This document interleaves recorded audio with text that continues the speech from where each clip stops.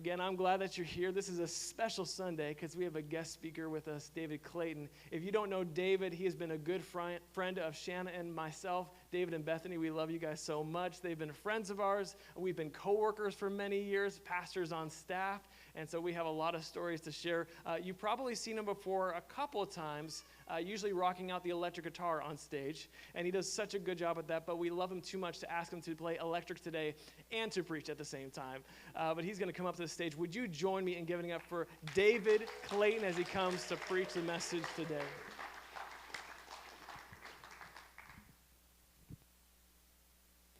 Good morning, gathering. It's so good to be with you guys. Oh, it's always a treat to be here. It's always like coming home when we get to hang out with you guys. We just sojourn in Kentucky for, 9 months of the year. Then we sneak back to Ohio as often as possible to spend time here with you guys. I just want to make sure, I want to honor Pastor Matt and Shanna. They have been such dear friends to Bethany and I. Their hospitality has been unparalleled over the years. Their tolerance of my poor planning when we're coming to hang out and play games together. They have a blue IKEA bag, right? They've got this blue IKEA bag, and I just look at Matt and I'm like, Pastor Matt, will you bring the IKEA bag of games to this event that we're going to come hang out with? So he comes and he's got like 10 games in there, and we play the same 3 if I'm being honest with you. We never actually get to deeper in the bag, but they've been we've been blessed to be friends with you guys for these past few years. And not to mention, we've worked together in ministry for a few years back when I was a youth pastor and you were a worship pastor. And over that time, it was great. We would serve in each other's realms of ministry, really. I would MD on the worship team with you. You would serve in youth group. And then when you got too cool for me, you didn't serve in youth group. But Pastor Matt would call me after youth group on Sunday nights just to see how it went, which was very sweet. And I learned that was the second phone call on a week-to-week basis that Pastor Matt had scheduled. He would call Jan Mason, his mother, first. Then he would call me. And that was important, that order. And also I was like, wow, to be mentioned in your evening at the same time as Jan Mason, this is a treat. I didn't realize I would be such a privileged man. So they've been such good friends, and it's just a treat to come. And thank you for sharing your pulpit with me this morning. And honestly, thank you, Gathering Church. I say it, but we've come out of a tough season of life, and even in the last transition before we got to the PhD program, you guys let us sojourn here for a few months, and we're very thankful for that and the grace to do that. All right, y'all ready for some word this morning? Good, it's going to take me a while to get there.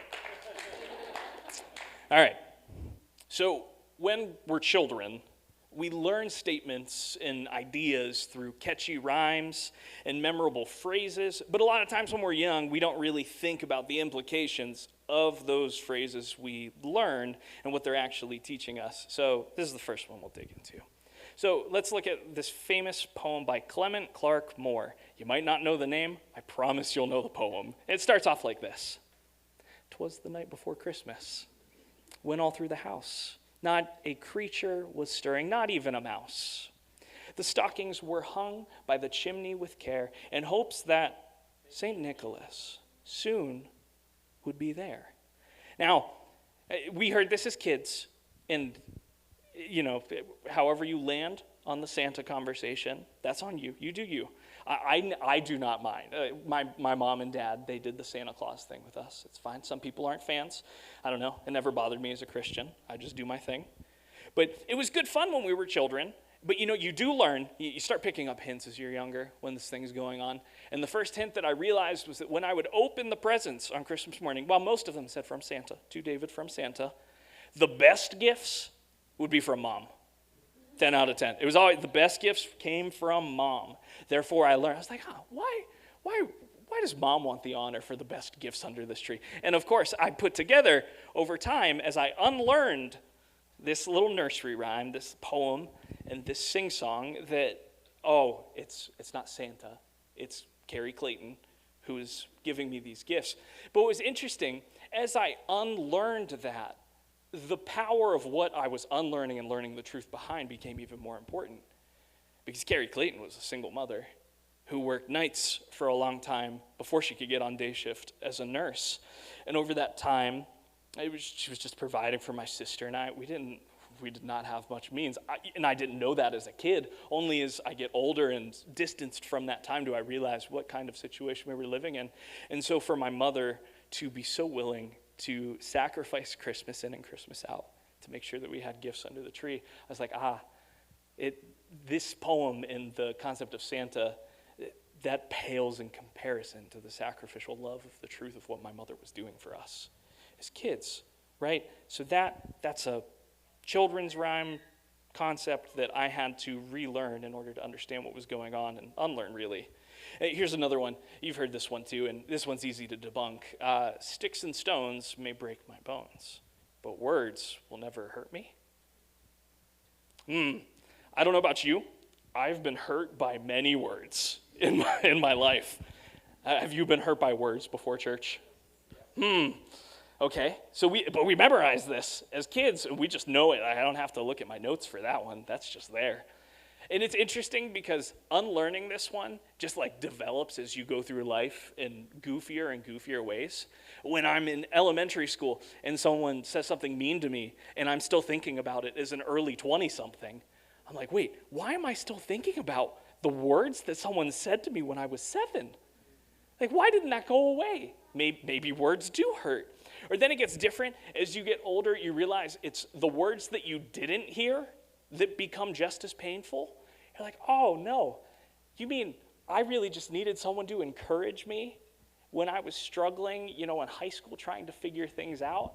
And if someone would have just encouraged me, then maybe in my 30s, therapy wouldn't take so long and I could succeed a little bit. And then you get to the other side of this and you have kids. And then as a parent, your kid says something awfully rude to you and you're like, man, I shouldn't have taught them that nursery rhyme because then Jimmy wouldn't have said that to me and I wouldn't have to be questioning everything about my parenting abilities this week, right?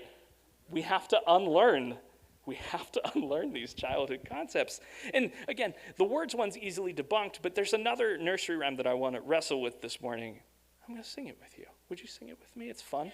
We're in church. We're singy people, but you know it.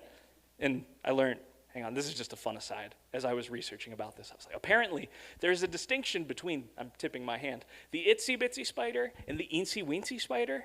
Apparently it's a British and Australian thing versus a U.S. thing. At least that's what Reddit says. So it was a hot debate out there about it. But anyways, so this is the nursery rhyme that we're going to wrestle with deep today. The itsy bitsy spider crawled up the water spout. Down came the rain and washed the spider out. Out came the sun and dried up all the rain. And the itsy bitsy spider went up the spout again.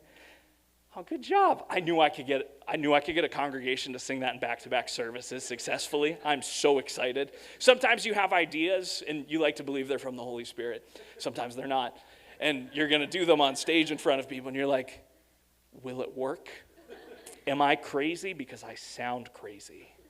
But it worked twice, 2 for 2. So, right, the itsy bitsy spider. And at first, when you think about this nursery rhyme, it seems harmless. There's not much going on inside of it. And when we think about the spider itself, you kind of look at it and you're like, well, maybe it's admirable or it's a noble spider, right? We want the spider to succeed unless you're afraid of spiders, like me. Then you kind of hope the spider doesn't succeed. You're okay if the spider just keeps, actually, if that spider could stop crawling on my house, I'd appreciate it. I want to pretend that it doesn't exist. No, but you could perceive the spider as this persevering figure that's going to climb the spout again, even if the elements are against them. The sun will come out again, and the spider will climb. Yet, the reality of the spider's life and this noble persistence, when I think about it, I'm like, is this something that we should celebrate? Should we want to live our lives like spiders? No, we don't want to be spiders, obviously. But do we want the analogy of this, our lives like spiders, or this spider, to be persistent and investing in doing things that we keep having to do over and over again that don't have any lasting impact? You see where I'm going with this? You're picking it up now, right? Do we want to be doing things that are sowing, they're just futile. They don't actually matter, yet we get so invested in what that task is and what that thing is. Or our success is based on climbing up this water spout, but we're always getting beat down by the whim of the weather every day. Like, as I look at the itsy bitsy spider, I'm not so sure that it is a noble thing to live in futility like the spider in the nursery rhyme. So just start combing through that thought. Are you living out what I call the theology of the itsy bitsy spider today? Do you build up these little kingdoms of webs? We're really committing to the analogy this morning. I'm so sorry for all my fellow spider fearers. I join you in this. I did not appreciate this idea when it came to me, but here we are. But do you build up these little kingdoms of webs that are only to be left to the wind when there's real Jesus kingdom building that needs done? You with me, church? So this very illustration, the futility of the spider and his efforts, even delivered in rhyme and poetic form, is actually found in the book of Job. Believe it or not. It's in chapter 8, verses 14 and 15, and that's what kind of inspired where we're going this morning. But maybe some of you read Hebrew. I mean, I've taught a room of, teenagers to look at me and shout hineni, so that's a Hebrew word. So maybe you know some. If you don't, that's cool. It won't be that dangerous this morning when I read to you. But I want you to hear these couple of verses talking about the spider and how they sound, because if we just read it in English, you don't hear the rhyme or the bounce or the rhythm of the text, because that's hidden and obscured in translation. So I'm going to have them put it on the screen so you can see the Hebrew. I know scary font when it comes up. Scary font, don't panic. It's fine. And then you look at the transliteration that I put up there and you're like, David, is that Elvish? Like, have you been watching too much Lord of the Rings? I'm sorry. Yes, I have been, but that's not the point. Please. But that way you could just kind of follow along. You're like, what's the carrot over the oat? Don't ask. It's fine. Just trust me. But all right, this is how this little quadruplet of the itsy bitsy spider goes in the book of Job. Just listen to the rhyme and to the bounce. So it's Asher yakot kislo, uvita kavish miftacho, yisha'en al beito v'lo ya'amod, yachazik bo v'lo yakum. You hear that bounce? There's a rhythm to the lines. There's that recurrent O sound as you read through the text. And it's interesting because those are just things we don't always think about or read or experience when we're in biblical poetry, because that's a little bit of a translation barrier. And this is what those words mean in context. This is the NASB 2020's translation of these verses. And so it's, his confidence is fragile. In context, his meaning the ungodly or those who forget God. So his confidence is fragile, and his trust is like a spider's web, literally its house, but we know that a spider's house is his web. He depends on his house, but it does not stand. He holds onto it, but it does not endure. I'm like, okay, I get it. It's not exactly the itsy bitsy spider. But you kind of see the sense of the futility of the spider that comes through in this illustration in Job. So now, before we get too in the weeds of Job in terms of chapter 8 and what's going on in this speech, I want to situate you just a little bit contextually so that you have a better picture and understanding of what's happening before we come back to this idea of the itsy bitsy spider again. So Job, contextually, is wisdom literature. Have you guys heard that term before, wisdom literature? Some have, some haven't. So the book of Job is a part of this wisdom literature tradition. And in that tradition, usually we associate Proverbs as wisdom literature. Job is wisdom literature.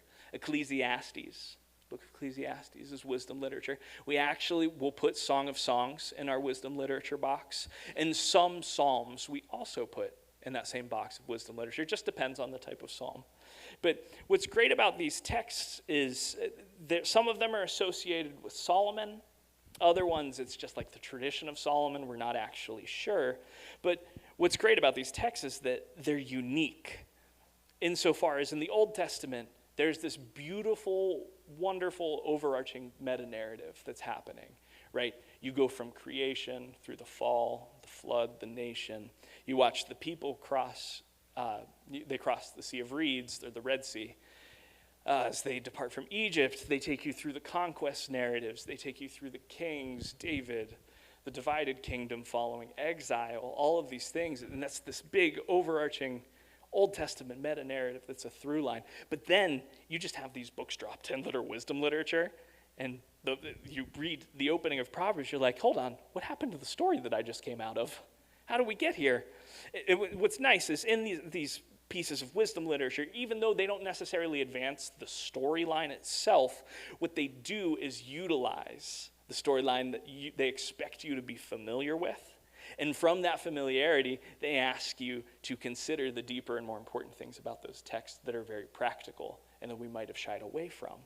So wisdom literature then, unique because it's not narrative in the Old Testament, and they bring you to these practical questions. In wisdom literature, you're supposed to ask, what is the good life? What is the good life? You're supposed to ask, how do I live well? Why do people suffer? Why do all these things happen in the world that are crazy?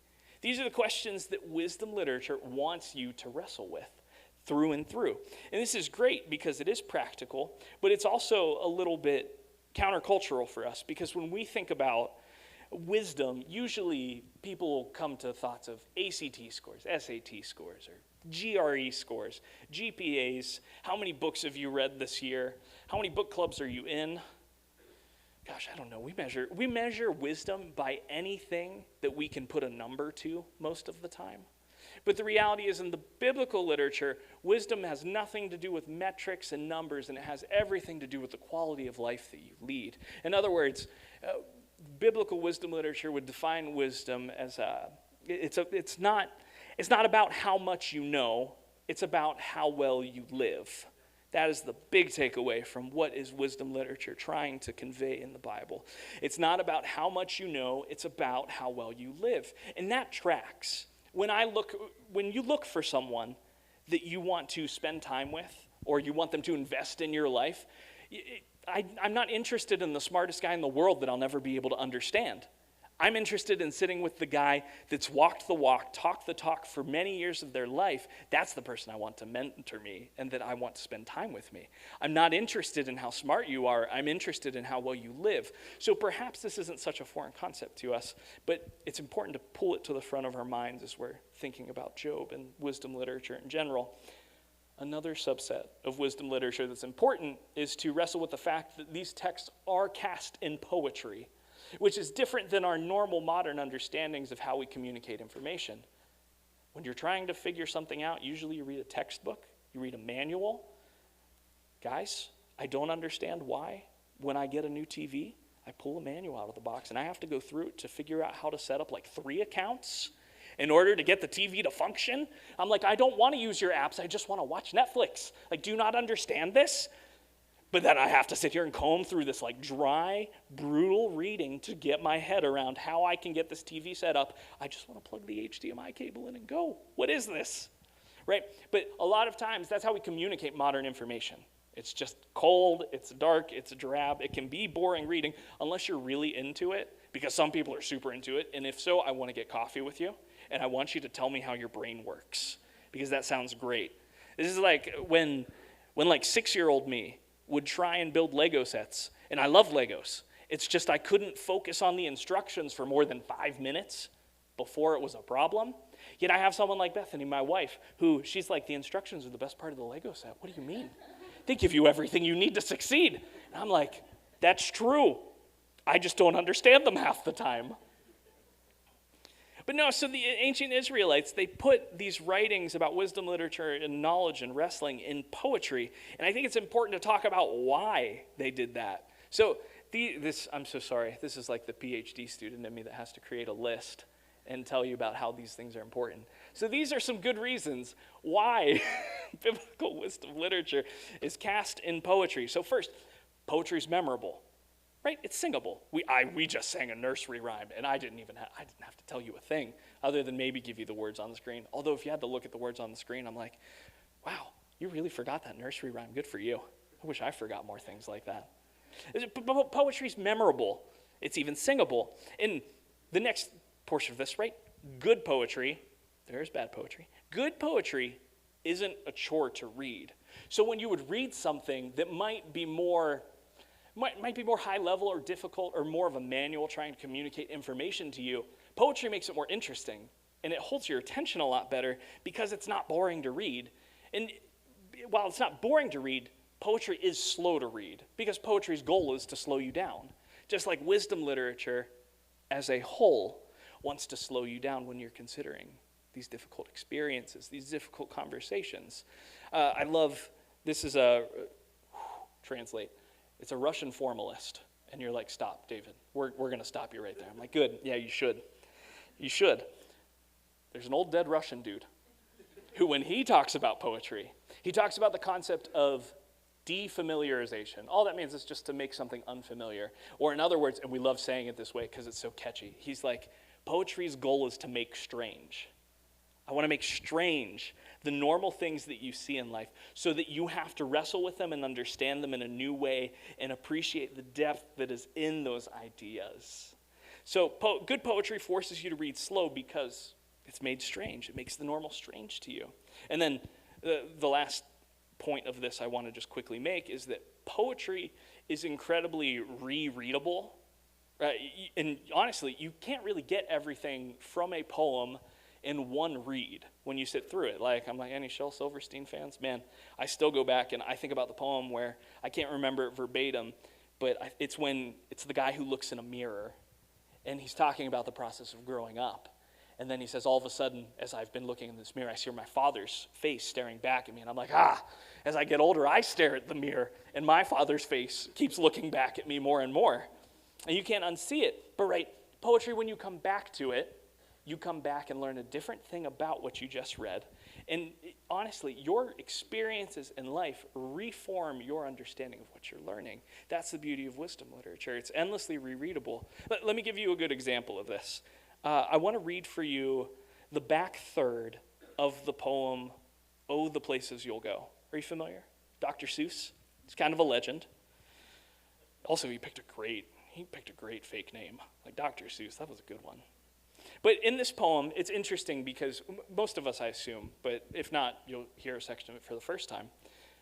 Most of us heard this as children and don't think about the deeper implications of what Dr. Seuss was writing in this work, because this is for kids. But I just want you to hear it again and put a fresh thought to it. And I'll read it to you. You do not have to sing this along with me or read this along with me. You can just experience it. But so here it is from the back third. Oh, the places you'll go. There's fun to be done. There are points to be scored. There are games to be won. And the magical things you can do with that ball will make you the winningest winner of all. Fame. You'll be famous as famous can be, with the whole wide world watching you win on TV. Except when they don't, because sometimes they won't. I'm afraid that sometimes you'll play lonely games too. Games you can't win because you'll play against you. All alone. Whether you like it or not, alone will be something you'll be quite a lot. And when you're alone, there's a very good chance you'll meet things that scare you right out of your pants. There are some down the road between hither and yon that can scare you so much you won't want to go on. But on you will go, though the weather be foul. On you will go, though your enemies prowl. On you will go, though the hack and cracks crowl. Onward up many a frightening creek, though your arms may get sore and your sneakers may leak. On and on you will hike, and I know you'll hike far, and face up to your problems, whatever they are. You'll get mixed up, of course, as you already know. You'll get mixed up with many strange birds as you go. Amen, we've all met strange birds, man. Gosh, Seuss, too true. So be sure when you step with care and great tact, and remember that life's a great balancing act. Just never forget to be dexterous and deft, and never mix up your right foot with your left. If you were a kid and knew what dexterous and deft meant, kudos. That would have went right over my head. And will you succeed? Yes, you will indeed. 98.75% guaranteed. Kid, you'll move mountains. So, be your name Buxbaum or Bixby or Bray or Mordecai Alley Van Allen O'Shea. You're off to great places. Today is your day. Your mountain is waiting. So get on your way. So, as children, when we hear this, Maybe my actual experience of hearing this book was with a librarian, and she would do that mystical thing where she'd hold the book up between her like pinky and her thumb and would hold the pages out so I could see all the illustrations. And I was like, how does she do that so effectively? And I'm like, maybe I just had little hands at that point in my life and I just couldn't grasp the concept. But she would show you the pictures, so you remember the pictures of the book, right? I remember the funny voices that she would use and the way she would throw and accent different things. I remember the pictures. I mean, honestly, I still remember the library room where I was when I heard this. Because those are the things as a kid when you hear these poems that stick with you. But here's the catch. As adults, I mean, well, I can speak for myself at least. When I hear this Dr. Seuss poem, I'm like, wow, that paints some of the darkest parts of the human experience in such a beautiful and haunting way. And if I need it, I could pick this up, read it, have a good cry, and then get back to what I need to do. Because Dr. Seuss made space for me in my experience. We laugh, but I'm dead serious. Earlier this year as a PhD student, I was struggling. And for some reason, this poem came into my mind. And so I was like, all right, I haven't heard this in a long time. I find it on Reddit. I don't know why I've been on Reddit so much, guys. It's not the internet. The internet's a rough place. But I found just the text on Reddit, which was great. So I was like, oh, good, I don't have to go buy the picture book. Although I should. I should get another copy of it, especially after preaching this message. Anyways, so I sat down in my carrel. I'm struggling to get any research rolling. And I just read this thing. And I get halfway through. I'm just sobbing. Just like unashamedly bawling in my carrel. I set down my computer. I'm like, right, I can do this. Thank you for the kind words, Dr. Seuss. Also, man, like, I am really alone in this carol right now, and this is brutal. It's just, those are things we didn't think about when we heard the poem and the wisdom in the poem the first time.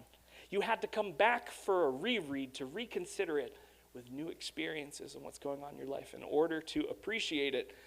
Therefore, poetry is a great way to cast wisdom literature. You're like, Dave, that was too long of an explanation to make that point. Well, it was fun for me, so I hope you enjoyed it too. Right, poetry is a great medium for this.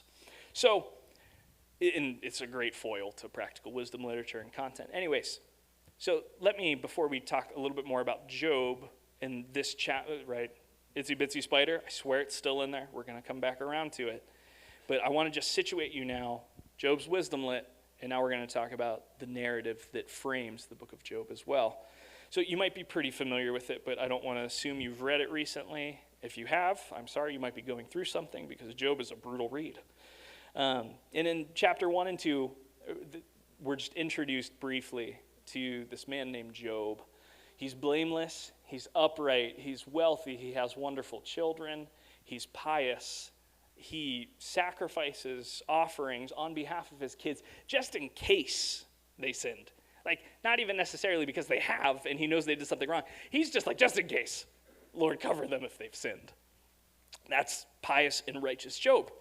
And so Job then, there's this second thing that's happening. That's his life. And then in the heavenly realms, there's this conversation happening between God and a character who's called Hasatan, which sometimes we say the Satan, or Satan is one way, or we'd say the adversary is another thing. But in Hebrew, we just know it as Hasatan, because there's no direct translation of it that is super satisfying. So this Hasatan says, hey, I'm pretty sure I can get Job to stop being a God-fearer and curse you. And God says, bet, go ahead. You take anything from him, just leave him alone. Like leave his body alone, but go ahead. And so Hasatan comes and destroys his family, takes all of his wealth, it's all gone. It's just Job himself left, and yet he still does not curse God, and he's still pious. Job, legend. And then Hasatan goes back to God, and he's like, hey, he only didn't cave because you didn't let me inflict harm to his health. And so God says, okay, bet. Just don't kill him. So all these horrible health things happen to Job. So at this point, Job is a wreck. He's lost his family. He's lost all of his possessions and well-being. His wife looks at him and says, curse God and die. Is an infamy. And Job doesn't. So we are left at the end of the beginning of the book with Job sitting on a pile of dirt with ashes sprinkled on his forehead, torn clothes, and sitting in silence. It was a bleak picture. And Job then has 3 friends that come, and they're going to talk to him about what's happened. And that is going to be the next 37 chapters of this book, is these guys arguing and debating what has happened to him. And now we're not going through the cycles. There's too much. So of the 3 friends, Eliphaz, Bildad, and Zophar, we're just looking at this text from Bildad today. And so what's going to happen, though, they have these discussions, then God is going to show up in a storm and confront Job, and ultimately Job is going to be restored at the end of the story, which is wild. It's like, okay, so you just lost everything, got it back in double, and we're not sure why, because you clearly seem to be upright. So this book begs so many questions, and as we've now talked about wisdom literature, it makes complete sense to paint it this way and to put it to poetry for these debates in the center. So in the text then we're looking at, we're finding ourselves in Bildad's first speech responding to Job. And so this is what Bildad is responding to from Job. So in Job's dialogue so far in the book, chapters 3, 4, and 6, and 7, I believe, at this point, he curses the day he's born, declares that he's not lying about being innocent, sees injustice in his life, and recognizes the futility and the temporary nature of his life. So Bildad is going to respond with what I'm calling the Itsy Bitsy spider theology so far. And today we're going to address just 2 simple problems, not so simple problems, that come up from believing the Itsy Bitsy spider theology. And so the first problem is found as Bildad responds to these statements about injustice and he's going to propose that if someone sins, then they're going to be punished. And if they're righteous, they're not going to be punished. So here's the first 7 verses of Job 8. So it says, "Then Bildad the Shuhite responded, 'How long will you say these things to Job? And the words of your mouth be a mighty wind. Does God pervert justice, or does the Almighty pervert what is right? If your son sinned against him, then he turned them over to the power of their wrongdoing. If you will search for God and implore the compassion of El Shaddai, if you are pure and upright, surely now he will stir himself for you and restore your righteous estate. Though your beginning was insignificant, yet your end will increase greatly.'" Now, right at the outset of this, it's kind of ironic. Bildad does get something right in this, and when he says that God will restore Job in the end. But throughout this whole section, you can't really tell if Bildad is blaming Job, and it's going to continue through the rest of this chapter. Is Bildad blaming Job and his sons, or is Bildad saying, well, if you're righteous, you'll be vindicated? It's a hot debate. But the problem with what Bildad is espousing as a whole is that we talk about the retribution principle in the Bible. And all that means is what you do will be done back unto you and restored unto you. So like, if you do good to someone, good will come back to you. You've heard this in concept. If you do bad, bad will happen to you. Another way this is cast in the Bible is an eye for an eye, a tooth for a tooth. So there's just this reciprocal nature of what you do, you will receive back. However, clearly, it doesn't work in Job's case. Like, Job is righteous, yet the suffering happens. So this whole concept of, well, suffering can be understood in a black and white manner theologically, or this suffering can be simple. It just can't be. And so the first fault that I think we find in the Itsy Bitsy spider theology is simply suffering is never simple. Suffering's never simple, right? This would be like trying to blame the spider for the weather in the story. It's not the spider's fault. I had a dear friend named Hilma that I went to church with about a decade ago. And Hilma and her husband Gary, they were faithful attenders, and she was in her 60s at that time. And she had a lot of health issues. She had a hard time getting around. She had a lot of joint pain. So in their van, they had like a full big side door built so she could get out. Gary would bring her every week to church, and it was awesome. They were really sweet people. I was really grateful to get to know them. And at our church, we would occasionally have an evangelist come to town, which would be exciting. It'd be these big services. We do them consecutively, night in and night out. And then in those services, he would have these altar times that were impactful. People would be prayed for, and it was good. And one night, Hilma goes up, and she's prayed for, and she falls over. She was caught. She was caught. Hilma did not hit the ground, people. They caught her. It's fine. It's fine. Goodness. But Hilma falls over, and she thinks she might be healed. And seizing on the opportunity, the evangelist declares that she's been healed. Mind you, she wasn't sure. She was just testing it. She wasn't sure. And then the next night at this conference, the evangelist has her get up and parades her in front of all of us walking. And we're watching, and it's like, Hilma's not walking right. And it's pretty hard to see. In her words describing that experience, she's like, it was embarrassing because it was like I was a part of a dog and pony show when I had a limp. It's like, yeah. So after that experience, Hilma didn't come back to church the next month, the month after that, 3 months go by. And I'm like, man, where are Gary and Hilma? And it wasn't until a few months later after that I see them in the parking lot, and we're chatting. They know I was going to Bible college at the time. And Hilma says to me, David, I've been too embarrassed to come back to church. I thought I might have been healed, and I wasn't, and now I make God look bad. I'm like, oh, okay. And then she said it got worse, because then she had people telling her that she should be blaming herself, because they'd be like, well, maybe you didn't have enough faith, and that's why this didn't stick. I'm like, ooh, no. And then the other side of that was she's like, and they were like, maybe Hilma, you've been in sin. And that's why you stopped walking so well. And I'm like, oh, that's the damage of that layer of the Itsy Bitsy spider theology. Suffering is not simple. It's not one side fits all. Again, you don't blame the spider for the inclement weather that knocks them down the water spout. It doesn't make sense. And I know not everyone in here is like, yeah, I would never say that to someone. But man, sometimes people think that. That's dangerous thinking. Yeah, don't blame the sufferer for their suffering. It makes no sense. That's bad. That's bad from the Itsy Bitsy spider theology. It's never simple. The Itsy Bitsy spider can't be blamed for the weather, and the faithful and forgiven Christian shouldn't be blamed for the challenges they face. It's not the point.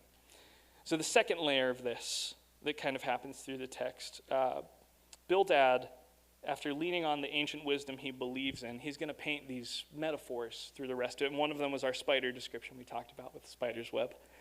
And he's also going to talk about papyrus plants that can't grow if they're not in marshes. And then he's going to talk about a plant that's been uprooted and tries to grow in rocks, and it doesn't work. And so let me just read you the second half of the chapter. It's a little long. Just relax, listen to it in English. It's interesting to hear how he's going to continue espousing certain elements of what we're calling the Itsy Bitsy spider theology. So this is Job 8 through 22. And he says, please inquire of past generations and consider the things searched out by their fathers. For we are only of yesterday and know nothing, because our days on earth are like a shadow. Will they not teach you and tell you and bring forth words from their minds? Can papyrus grow tall without a marsh? Can the rushes grow without water? While it's still green and not cut down, yet it withers before any other plant. So are the paths of all who forget God, and the hope of the godless will perish. His confidence is fragile, and his trust is a spider's web. He depends on his house, but it does not stand. He holds to it, but it does not endure. He flourishes before the sun. I'm telling you, it's like super Itsy Bitsy spider when you read this. He flourishes before the sun. His shoots spread out over his garden. His roots wrap around a rock pile. He grasps a house of stones. If he's removed from his place, so uprooted plant, then it will deny him, saying, I never saw you. Behold, this is the joy of his way. That's ironic. And out of the dust others will spring. Behold, God will not reject a person of integrity, nor will he help evildoers. He will yet fill your mouth with laughter and your lips with joyful shouting. Those who hate you will be clothed with shame, and the tent of the wicked will no longer exist. And you get to this, you're like, okay, at the end we have this very subtle turn that seems positive, and it seems like Bildad gets it. But he is so focused on the potential of Job not being innocent for what he's done. And frankly, he's blaming Job. Like, it seems like he's blaming Job. We don't know, and this is the way a good scholar, David J. Kleins, he just passed away last year. This is the way he wrestles with the speech and the questions therein. Kleins writes, compared with Bildad's uncompromising theology, the message he has to question of Job's innocence, the message he has to give Job is strangely ambiguous. Does he believe Job is a pious man, or does he leave the question of Job's innocence entirely open? Since we find it hard to see where Bildad stands, it's perhaps because the author himself wished to portray how imperfectly the doctrine fitted Job's situation. In other words, he's just saying, when we consider this whole chapter and the primary problem of its Itsy Bitsy spider theology, that suffering's never simple, like, okay, we have to accept this does not fit Job's situation. That's what Klein's whole argument is. I think he's right. And then when we see it in wisdom literature and poetry, I'm like, yeah, but we do need to come back and wrestle with that again and again, because it's like, okay, but then why did it happen to Job? What are ways of viewing this and seeing this? It's helpful. But so if we've kind of got that from the text, then what about this futility of ungodly folks that Bildad describes? So we've made it clear the retribution principle, it's not a one-size-fits-all set of clothes. It doesn't always work. And honestly, it's a pretty bad lens by which we can view the human experience. Suffering's not black and white.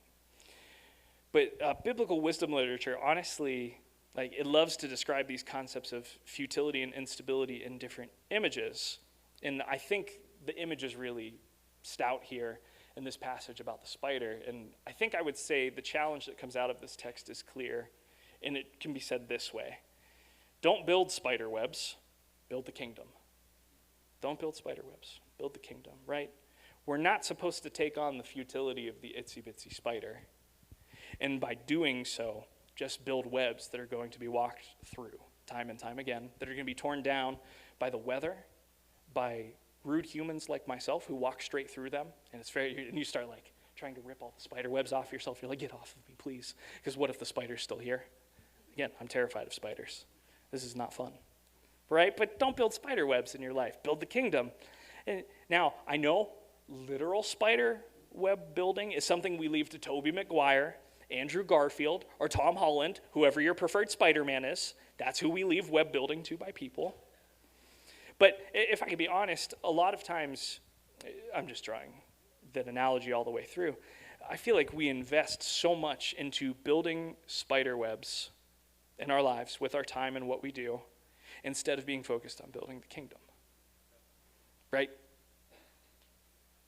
Jesus called for us to come and build the kingdom with him. We are co-laborers and heirs of his work and what we do. And now, friend, I am not trying to come after your career. I'm not saying, hey, well, you're building this evil company of a spider web and you shouldn't be doing that. No. I'm more interested in the fact that you build the kingdom wherever you go more than the career that you undertake and do. Yes, you need wealth to eat, but if the wealth becomes all-consuming, then it's a problem. Cut and dry. So then at this point, we're like, so the question is, what are the things we do that are futile, that are a part of Itsy Bitsy spider theology, and need to be purged and beat down in our lives so that we can get back and focus on kingdom building? That's what we have to wrestle with from this text in this chapter. Brent, do you want to meet me up here? Play some piano for me. Thanks, brother. Let me give you a clear example and close about a wonderful illustration of a friend who is a kingdom builder instead of a builder of spider webs.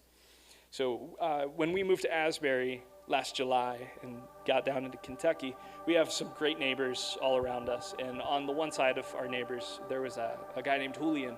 And when we first moved in, and Julian had 3 kids. He just had his 3rd daughter when we first moved. It was great to see them and watch them go through that. And Julian was my senior in the program. He'd been there a few years longer than me. He got to his dissertation phase, even in the program. He was doing really well. He was a New Testament student. And him and his wife, Noon, they were from Burma. They're Burmese, so Myanmar. And if you know anything about Burma, it's very much a war-torn nation. There's been a lot that's happened there over the last couple of decades. And what Julian wanted to do with his research at Asbury, he wanted to take New Testament research and apply it to the Burmese communities that he served and he lived in. And it was awesome. He got real deep into the dissertation process, and then this winter, he was in the study carrels. We have this area of desks that we all sit in and work at, and he collapsed. And he couldn't get up. And so he had to be rushed to the emergency room, and Julian underwent acute organ failure. He had pancreatitis. His pancreas went down to functioning at 20%. He had to be put on life support really quickly. They didn't have any other options. And it was multiple organs that were failing, not just his pancreas.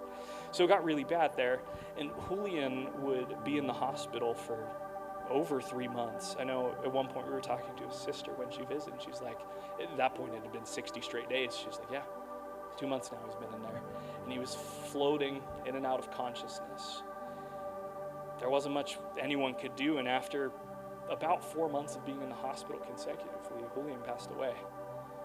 Dissertation unfinished, and some of our fellow PhD students then were like, well, should we try and tie off his research and publish it posthumously after his death? Because he can't finish it. And we sat on it, and we weren't sure what was going to happen. And so some of my friends went up to the funeral, and what's interesting is in Burmese funerals, it's customary for immediate family members to each give eulogies for their deceased family member. And this does not just mean wife and parents and siblings. This meant children too. And mind you, his little girls were 7, 4, and 1 years old respectively. So only the 7-year-old got up as a child to give her eulogy. And it is written, manuscripted, and they just read it to the room. And when Julian's eldest daughter gets up there and she speaks, she's not even a teenager. And she says this to the room. She says, I am going to come back and finish my father's PhD, get it published, and continue the work that he was doing. And I'm like, that right there, that's kingdom building. That's not futility. That's not a spider's web that's being knocked down. That's what it looks like to build a kingdom instead of spider webs. I watched Julian do it until his dying breath. And friend, I don't know what spider webs you've been building lately, or what parts of your life that itsy bitsy spider theology might be creeping into. But I want to let the Holy Spirit do some work this morning. If that's all right, would you close your eyes, bow your heads? We just want to invite Holy Spirit's presence. Lord, would you show us the spider's webs that we're building in our lives right now? And Lord, help us to tear them down. Give us the courage to tear them down. The things that distract us from building the kingdom, Lord, we want those to be uprooted out of our lives. I can tell you now, he's been provoking me about this, man. He says, David, why are you so focused on these little health issues? Get back to it, kid. Be on your way. Holy Spirit, what are those spider webs you want us to tear down?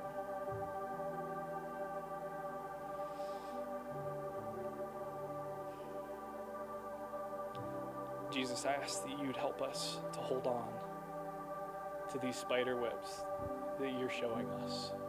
You give us the strength to walk forward, knock them over, and get back to kingdom building. And get back to being faithful saints, Lord. Because we know that there is an eternal hope in Jesus. And we want to participate in that. So Lord, help us to not be so wrapped up in the comings and goings, in the weather's changing, in political climates, in suffering and chaos.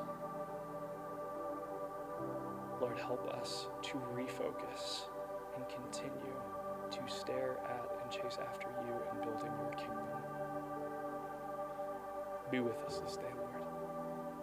It is in your mighty, holy, and precious name we ask all this, Jesus. Amen. Pastor. Can you join me in expressing your love and thanks for David and Bethany for being here this weekend? Thank you guys for taking some time driving up here from Asbury. He's working on his doctorate in biblical studies. If you didn't know, it's a powerful word to remind ourselves. Think about this week. Maybe what are some of the spider webs, the frivolous things that we're building that seem so important to us, but they're not important to God, and God is asking us to build something greater. God bless you guys. Again, if this is your first time or you're new to the gathering, welcome you over here for 10 minutes after service. Otherwise, God bless you. Have a great week, and we hope to see you again soon.